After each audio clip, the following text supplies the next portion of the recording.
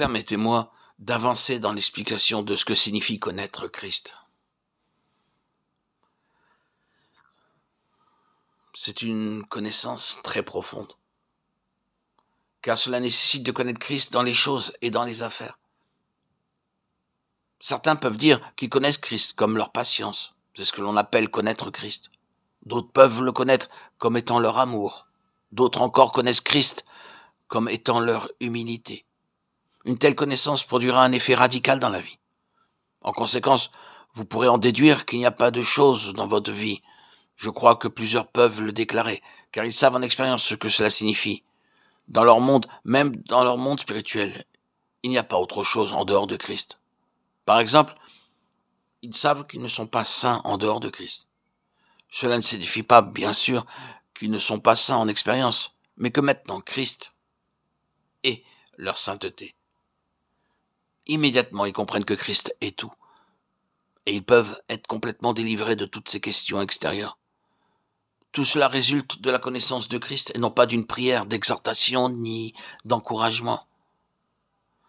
J'aimerais que tous les serviteurs de Dieu remarquent bien le fait suivant. La solution ne réside pas dans l'exhortation ou dans les encouragements, mais dans la connaissance vivante de Christ. En encourageant les croyants, nous les incitons seulement à réagir d'eux-mêmes. Mais lorsque Dieu leur ouvre les yeux, ils connaîtront Christ. C'est en cela qu'est la vraie solution.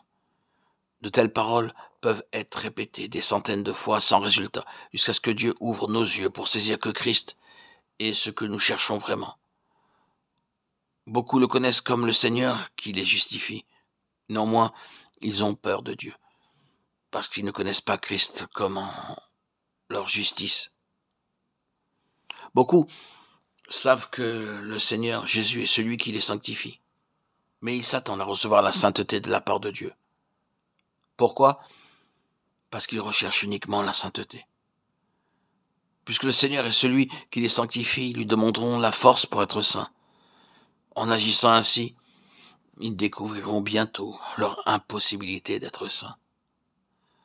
Ce n'est que lorsque Dieu aura ouvert leurs yeux et leur aura donné la lumière pour voir que Christ est leur sainteté et non leur désir d'avoir la sainteté ni la puissance que Dieu leur accordera pour être saints, que leur difficulté sera surmontée.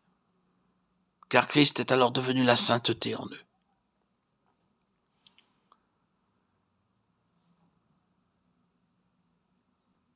Permettez-moi de vous dire que nous pouvons perdre la puissance, mais que nous ne pouvons jamais perdre Christ.